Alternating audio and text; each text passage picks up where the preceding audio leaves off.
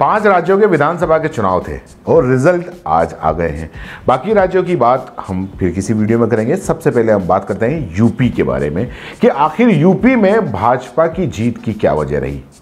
तो उसमें सबसे पहली वजह बसपा। जी हां, बसपा का अघोषित साथ। बसपा ने 122 सीटों पर ऐसे उम्मीदवार खड़े किए जो सपा के उम्मीदवार की ही जाति के थे। इसमें से 91 मुस्लिम बहुल और 15 यादव बहुल सीटें थी। ये ऐसी सीटें थी जिसमें सपा की जीत की प्रबल संभावना थी।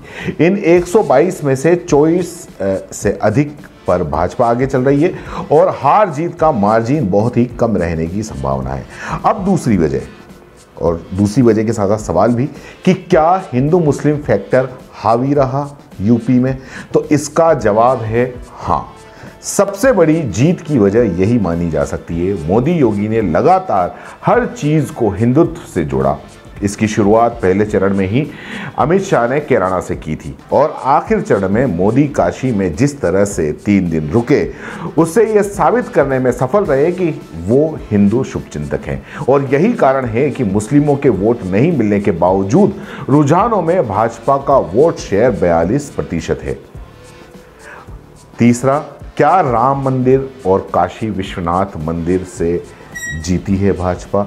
तो इसका जवाब है कुछ हद तक हाँ। हालांकि इन दोनों सीटों पर काफी करीबी मुकाबला रहा, लेकिन ये दोनों मंदिर भाजपा को हिंदुत्व का चेहरा और मजबूत करने वाले साबित हुए।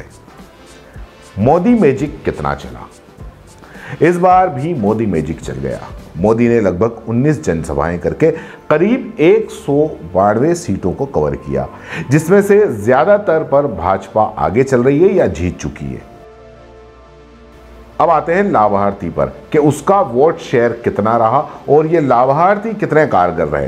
तो हार जीत के कयासों के बीच में भाजपा को हिंदू मुस्लिम वाले मुद्दे के बाद में अगर सबसे ज्यादा अधिक विश्वास था तो वो था 15 करोड़ लाभार्थी पर। उन्हें महीने में 2 बार अनाज, तेल और नमक भी दिया गया। चुनाव के समय भाजपा ये संदेश देने में कामयाब रही कि नमक का कर्ज चुकाना है और ये लोगों की भावनाओं से जुड़ा और काफी हद तक इसका प्रभाव रिजल्ट पर भी दिखाई दे रहा। अब अगर मान लो ये वजह रही तो क्या अखिलेश की रैलियों में जो दिखने वाली भीड़ थी क्या वो किराए की थी? तो जवाब होगा नहीं। ऐसा कहना गलत होगा क्योंकि सपा वर्तमान रुझान के हिसाब से 132 सीटों पर जीतती है या आगे चल रही है तो उसे 84 सीटों का फायदा है। ऐसे में आधार तो पिछली बार से बड़ा है। हाँ, रैलियों की भीड़ से समर्थकों का उत्साह पता चलता है, सरकार का नहीं। इसका एक बड़ा उदाहरण बिहार का पिछला चुनाव भी है, जहां पर राजद सुप्रीमो लालू प्रसाद यादव के बेटे तेजस्वी यादव की रैली में इससे ज्यादा भीड़ उमड़ रही थी, लेकिन रिजल्ट आपने देखा। अब ये तो वजह रही कि यूपी पर भाजपा की जीत की। अब यूपी पर क्या असर होगा? योगी का कद बढ़ेगा और हिंदुत्व का एजेंडा अब और तेजी से आगे बढ़ेगा।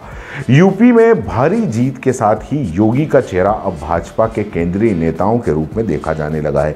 भाजपा ने पूरा चुनाव हिंदुत्व के नाम पर लड़ा है। ऐसे में आने वाले समय में हिंदुत्व की गतिविधियां तेज होंगी। पूर्वांचल एक्सप्रेस वे समेत जो प्रोजेक्ट चुनाव के पहले लाए गए थे उसमें तेजी आएगी क्योंकि उनकी सफलता असफलता अब लोकसभा का मुद्दा होगा। राज्य सरकार के सामने जो सबसे बड़ी चुनौती है वो है बेरोजगारी की। अगर इस पर तेजी से काम नहीं किया गया तो ये आगे चल के बड़े मुद्दे के रूप में सामने होगा। दोस्तों, सीबीसी न्यूज आपके सहयोग से लगातार बढ़ता जा रहा है। स्वतंत्र पत्रकारिता का सहयोग करने के लिए आपका धन्यवाद। सबसे पहले तो जिन लोगों ने हमारे चैनल को सब्सक्राइब नहीं किया है तो पहले सब्सक्राइब करें, जिसका कोई शुल्क नहीं लगता और बड़ा आसान है।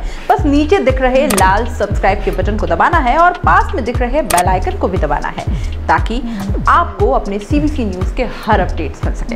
हमारे इंस्टाग्राम पेज और फेसबुक पेज को भी लाइक करें, फॉलो करें। वहां पर भी आपको मिलती है तरह तरह के अपडेट्स। हम पूरे राजस्थान से आपके लिए लाते हैं वो खास खबरें जो आपके लिए जरूरी है और वो भी पूरी बेबाकी के साथ। पत्रकारिता के इस मुश्किल दौर में आपकी आवाज जिम्मेदारों तक पहुंचाना ही हमारा लक्ष्य है और ये आपके सहयोग के बिना संभव नहीं है। हमारा सहयोग करें, स्वतंत्र पत्रकारिता में अपना योगदान दें और ज्वाइन बटन पर जाकर सदस्यता लें, चाहे सबसे छोटी सहायता के रूप में ही क्यों ना हो। जनता की बेबाक आवाज बने रहें, उसके लिए सहयोग आपको ही करना है। सब्सक्राइब करिए और ज्वाइन बटन पर क्लिक कर सदस्यता ग्रहण कीजिए।